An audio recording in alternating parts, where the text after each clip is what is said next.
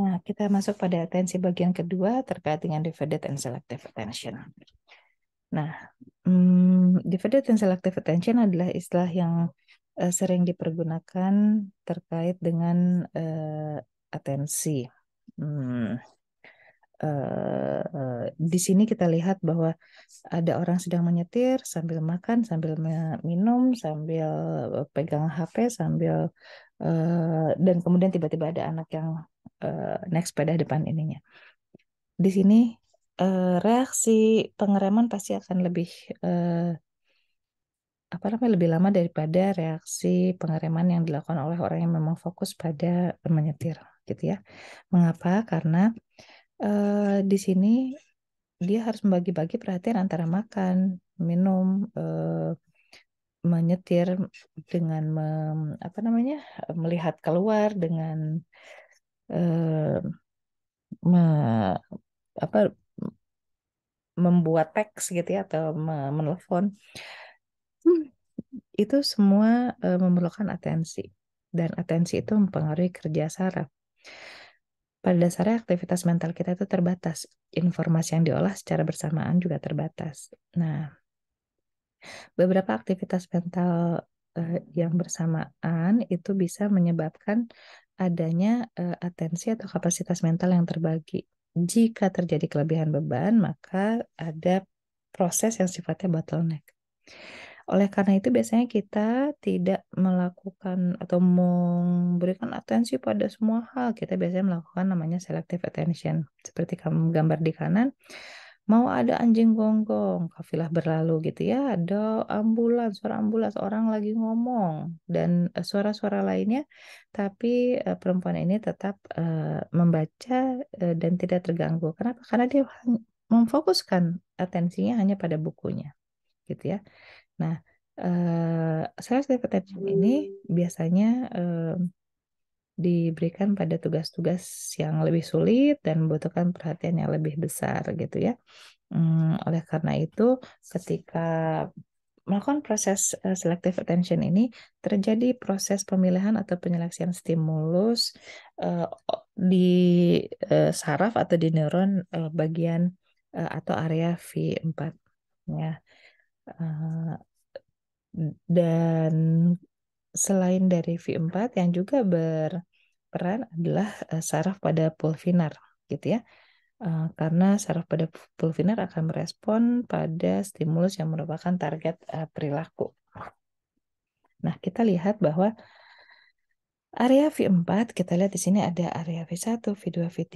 V4 itu adalah ventral pathway dan V5 adalah dorsal pathway, yaitu wear pathway. Kalau V4 itu what pathway ya. Di V4 itu dilakukanlah pemilahan stimulus tersebut gitu ya, yang mana nih yang mau direspon gitu. Nah, terkait dengan pulvinar, maka kita lihat bahwa di sini eh, bagian pulvinar ini dia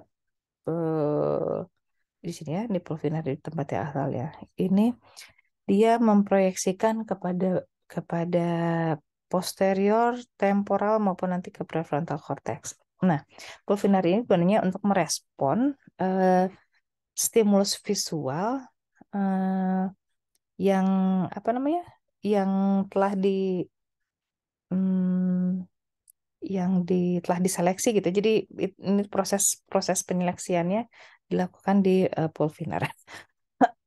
Kita lihat pada apa namanya maaf ya, pada pulvinar ini kita melakukan penyeleksian eh, bagaimana merespon terhadap visual yang diseleksi. Nah, prosesnya seperti apa? Ada yang dikatakan sebagai parallel processing ya. Processing itu kemampuan untuk melakukan beberapa operasi atau tugas secara simultan. Wah, bagaimana ini kaitannya dengan stimulus selective attention? Memang pada dasarnya pemrosesan atensi itu dilakukan secara paralel gitu ya, terhadap berbagai hal yang masuk. Akan tetapi yang mana yang dipilih atau em, di stimulus, direspon secara tepat di Pulvinar itu yang menjadi penting. Nah, hmm, pada parallel processing ini dia istilah komputer lah ya untuk memproses stimulus yang datang secara simultan. Nah, ini juga bisa menjelaskan proses atensi terhadap multiple objek, misalnya meja yang berantakan. Jadi di meja berantakan tuh ada buku, ada laptop, ada tablet mungkin, atau ada HP, ada beberapa buku gitu ya, tidak hanya satu buku. Nah, parallel processing ini kemudian yang akan memilah, oh itu bentuk buku, oh itu bentuk HP, oh itu bentuk ballpoint misalnya gitu ya. Nah, itu tuh dilakukan secara bersamaan. Nah, saraf-saraf yang ada di area TE eh, bisa apa ya, melakukan proses paralel dari eh, situasi yang cluttered seperti di meja belajar tadi gitu ya. Jadi dia memilih item secara serial, secara singkat, kemudian dikasih apa, ada cyclesnya, brief cycles ketika dia melakukan itu, dan memproses item-item itu secara paralel gitu. Nah, parallel processing ini eh, juga terjadi tidak hanya pada satu informasi, apa namanya, sensori, tapi juga bisa pada beberapa informasi sensori. Jadi eh, katakan bisa terjadi cross modal, yaitu ada, apa namanya, ada beberapa modalitis dari sensori itu diproses secara bersamaan, baik itu misalnya visual, auditory, dan somatosensory inputs. Nah, ini dilakukan proses secara paralel. Pada selective attention gitu ya, selective attention ini dia akan meningkatkan aktivasi pada sensori yang relevan, dan pada yang irrelevan dia akan apa, menurun gitu firingnya. Nah, artinya walaupun dilakukan secara paralel, tapi dengan melakukan pemusatan perhatian, maka proses yang hanya yang terkait saja atau yang menjadi perhatian saja yang menyebabkan firing pada saraf gitu. Nah, bagaimana kalau yang multitask gitu ya? Nah, kalau multitask ini karena harus menambah kapasitas mental, maka biasanya merekrut prefrontal cortex gitu ya.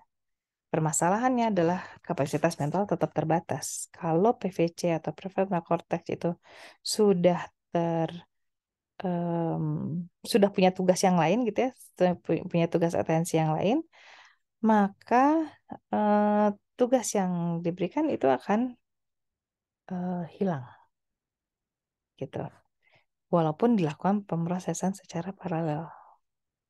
Nah, itu itu kenapa pada pulvinar dia kan akan memproyeksikan pada posterior, temporal, kalau misalnya memang sesuai, dan merekrut dari bagian prefrontal cortex jika dibutuhkan. Nah, kalau misalnya akan memproses pada beberapa hal, maka tempat-tempatnya itu tentu sudah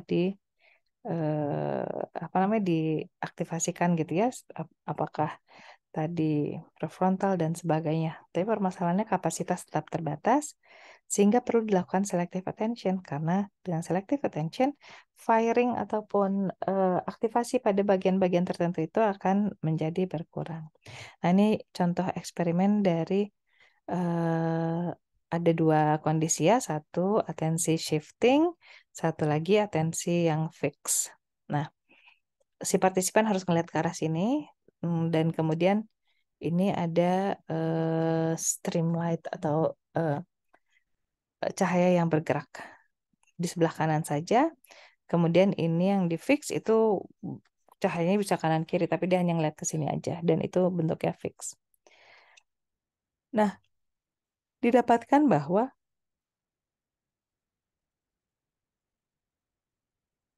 eh, orang dengan shifting atau ketika diberikan shifting task, gitu ya, eh, maka hal tersebut mengaktifasi eh, parietal cortex lebih tinggi daripada yang fixed attention, gitu. Nah, mm, ketika yang shifting attention dia di sebelah cahaya sebelah kanan, nah itu akan meningkatkan eh, namanya aktivasi di bagian kiri. Ingat brain symmetry, kanan untuk kiri, kiri untuk kanan, gitu ya. Hmm. Nah, sedangkan ketika parietal lobe itu eh, parietal lobe right atau sebelah kanan itu akan teraktivasi kalau misalnya diberikan tugasnya yang kanan kiri, gitu ya, si ngeliat lightnya. Tapi hal yang penting juga di sini adalah eh di sini parietal lobe teraktivasi, gitu ya. Kenapa? Karena ini kan bagian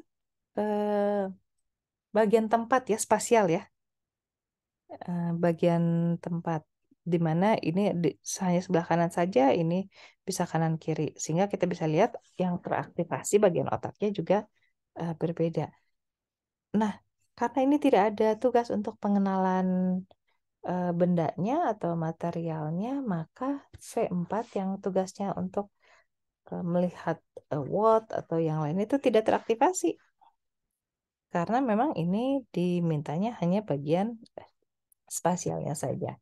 Sehingga yang akan ini adalah bagian eh, bagian pulvinar. Gitu. Nah, kita melihat dari eksperimen berikutnya. Di sini eh, dilakukan ada dua ya. Satu terkait dengan selective attention task, di mana ini ada dua frame yang semuanya juga melihat yang sama, cuman tugasnya yang berbeda. Di apakah kalau untuk yang selective attention task, apakah objek bergerak pada speed yang berbeda pada dua frame ini. Sedangkan untuk yang divided attention, apakah ada feature dari dua frame ini yang berbeda, gitu ya. Nah, kalau divided attention ini kan berarti dia harus melihat banyak hal. Sedangkan kalau selektif dia hanya benar-benar ya kecepatannya aja, kira-kira di mana ya, berapa ya, gitu. Nah, kemudian diberikanlah eh, apa namanya? diberikanlah frame yang seperti ini. Nah, dari hasil hasilnya diperoleh bahwa pada yang ketika mengalami selective attention task, maka yang diaktifasi itu adalah eh, region visual yang tertentu, gitu ya. Dan eh, terkait dengan terutama feature-nya. Dan area yang teraktivasi itu bisa V4, ya, terkadang warna, V3, TJTE, itu bentuk, sampai dengan ke orbitofrontal cortex. Nah,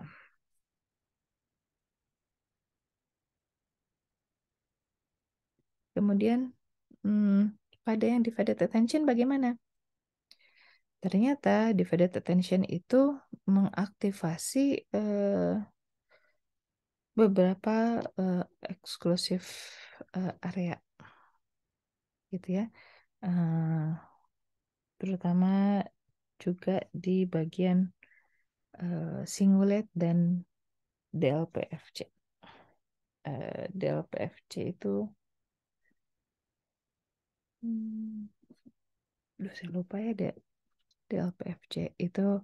Nah, tapi gas cingulate dan antara cingulate dan DLPFC yang teraktivasi pada divided attention. Nah, kalau selective attention itu menyebabkan tingginya atau meningkatnya aktivasi pada area visual yang di tanda kutip direkrut agar bisa memecahkan pertanyaan ataupun tugas yang diberikan gitu ya, yang untuk menentukan objek mana nih yang lebih lebih cepat gitu. Nah, dari core beta ini core beta ya. Dari core beta itu memperlihatkan adanya perbedaan cortical area yang diaktifasi pada tugas atensi yang berbeda gitu ya. Nah, misalnya kayak parietal cortex itu teraktivasi untuk lokasi, kalau occipitotemporal cortex itu untuk visual feature-feature tertentu misalnya seperti bentuk maupun warna. Nah, sedangkan anterior cingulate dan prefrontal area itu firing atau terlihat punya aktivitas pada kedua tugas visual tersebut. Gitu. Nah,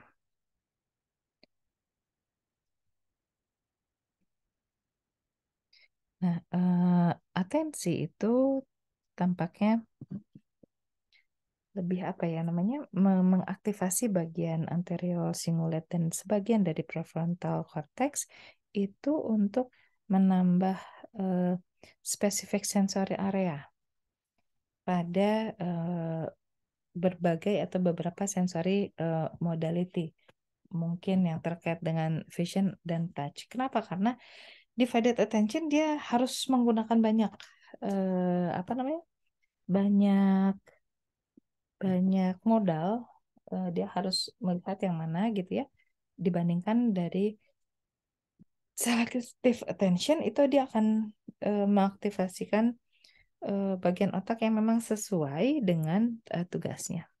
Oke, baik. Ini bagian 2 sudah selesai, kita akan sambung kepada bagian 3.